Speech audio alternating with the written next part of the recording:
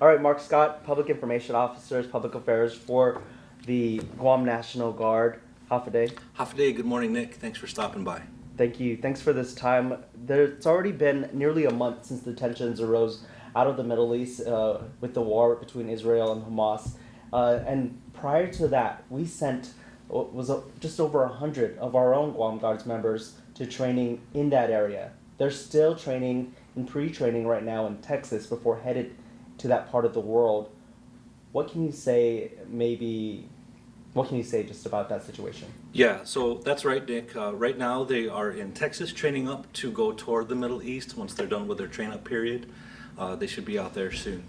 And I'd like to take the opportunity just to reassure the community and the families that there's no change of mission to this unit that we're sending out there. They're not going to get diverted into any of the conflict areas that we're aware. They're going to continue with the mission as planned, with the mission as assigned. So there should be no additional worries whether they're going to be involved with that conflict, because they have their marching orders, and that's what they're going to do. How has that training been going there, Mark, since leaving the island and spending the past couple of weeks preparing on the ground? Oh, they're knocking it out of the park. I was just on the phone with the company commander, and it was late at night. They're simulating their base getting attacked, and they're responding in a training environment. And you know this, Nick. Soldiers, airmen, Marines, sailors from Guam, that's what we're down for. We're among the best in the world because, you know, we love those training environments. We love to work hard. We like to look out for one another. And whether it's a training environment or real world, we're just always successful because we work together. So that's what they're doing. They're training hard, working together, and doing a great job.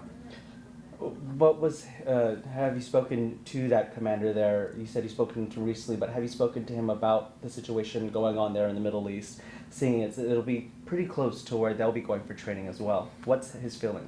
Her name is Captain Cheryl Padilla. Yes. And we didn't have a chance to get into that because she was busy doing the training simulation. But, you know, Nick, this is what we train for.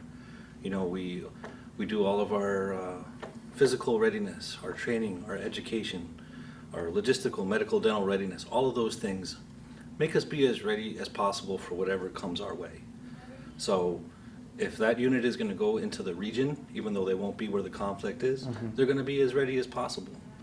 Even if it's just here for drill weekend, regardless, we just stay ready for anything that comes our way, such as this. So I'm confident. I know that that commander's confident, and the command team here at the Guam Guard's confident that they're prepared. They're trained and equipped by the best military in the world, and they'll be ready to handle whatever comes their way. And speaking of whatever comes their way, there could be the potential to ask the Guam Guard to assist for any aid, as the president is asking Congress for additional aid to that part of the world. That could also include aid from the Guam Guard, as there have been in many other conflicts or many other disasters. Is the command here ready to respond? Yeah, we're always as ready as we could be, like I was saying earlier, Nick. Even though our priority is the defense of Guam and the Marianas, we do have a chain of command and we do have to follow orders. So while we're not expecting to leave our AOR, which is also a very critical, AOR being area of responsibility, right, which is a very strategic and very important location here, we're prepared. You know, we're ready. That's why we stay ready. That's why we train for anything that comes our way. And just to reassure the public here in Guam, you guys have not received, the Guam National Guard has not received any orders or any plans to be activated or deployed to that specific conflict. Correct. Nothing at all. You know, and if anything does come our way, I'm sure that, you know, you guys in our community will be among the first to know, but nothing like that at all, no. I have to ask though, Mark, any worries or concern that could be the possibility? Worries, no. This is why we raised our hand, right? This is why we exist, to answer the call when the call comes. So if that call does ever come, concern in the sense that we're always looking after the welfare of our soldiers and airmen, yes.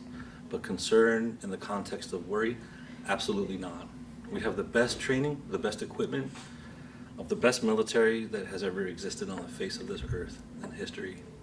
And we have the soldiers and airmen are the tightest, they're the most trained. We're a family unit. We train together with a lot of love and that culture that bonds us together. So absolutely not worried, 100% confident that the Guam National Guard is always ready, always there. And of course, our continued prayers to our troops as they finish their training there in Texas. How much longer do they got before they head to the Middle East? Not exactly sure, but they should be, I think, more than halfway through.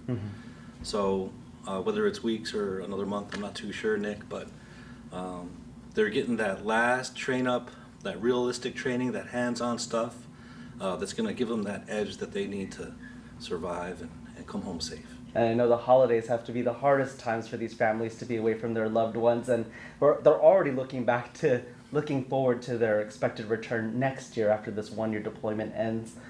What is your ultimate message from you and from the Guam National Guard that our troops are going to be safe, even if their mission changes while out in the Middle East? They're trained and ready, and they're as trained as they could be, they're as ready as they could be, they're as equipped as they could be with the latest technology and the greatest methods of training. You know, the message to the family is, thank you for your support. The employers, thank you for your support. The whole community. Without you, they wouldn't be there.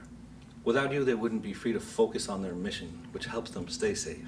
So please continue to support them, continue to, back them up and understand that, they're away from home and the holidays are hard, but with your continued love, with your continued presence in their lives, they're going to help them come home safe. Yeah, hopefully that mission continues as status quo without any changes, but we'll be watching, and thank you for that update. Anything else you want to add?